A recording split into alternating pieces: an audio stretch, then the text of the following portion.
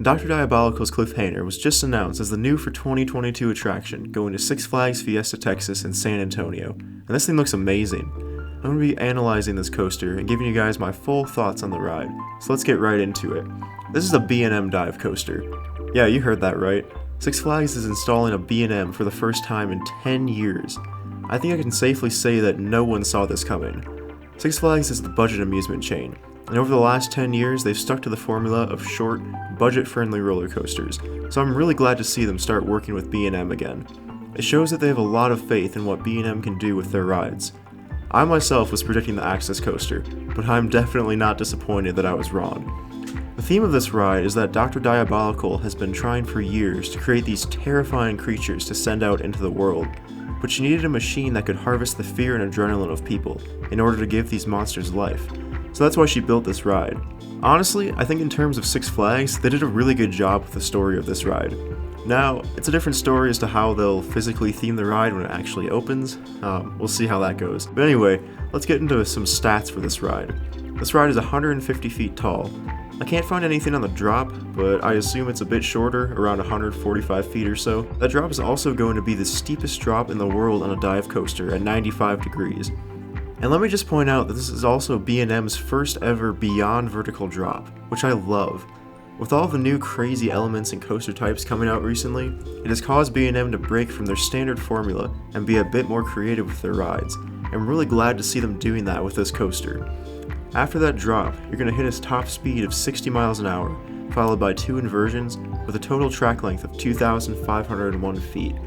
So it's definitely one of the smaller dive coasters by B&M, but we've seen B&M breaking from that standard mold of giant 200 foot plus dive coasters and designing these small scale dive coasters for smaller parks, which I'm really happy about.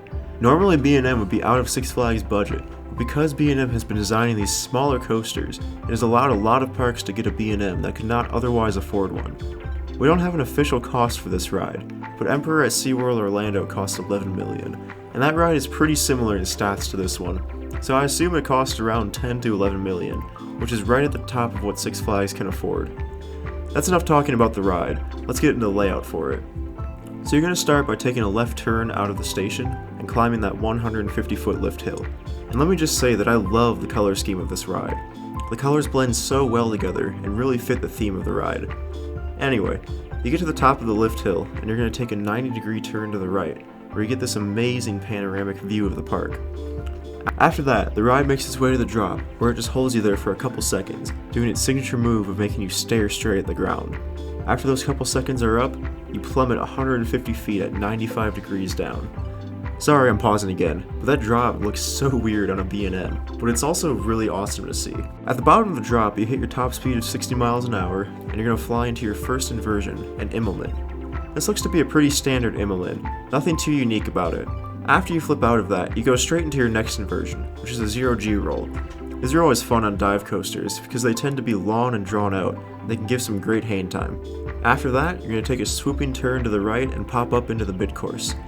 Now while the first half is great, like most dive coasters, the second half doesn't really do much, it's just kind of there. You're going to very slowly drop off the mid-course, and if you're in the back row, you're going to get yanked out of your seat on this drop.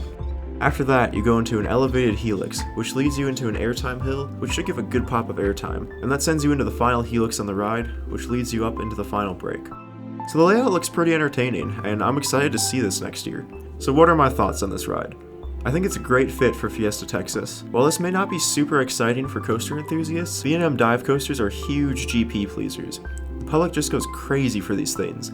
It's great to see Six Flags is still willing to work with B&M, and hopefully this isn't just another X-Flight where they build a great coaster by B&M and then just leave that door closed for a decade. I don't think any of B&M's other models are within the price range of Six Flags, but I would love to see more of these small-scale dive coasters being placed throughout the chain. I would have liked to have seen a third inversion on this ride where that elevated helix is. It would have made the second half a lot better, and instead it just kind of meanders around. The first time I watched the POV, I actually thought I missed the third inversion on this ride, so I watched it again. But nope, there's only 2 on here.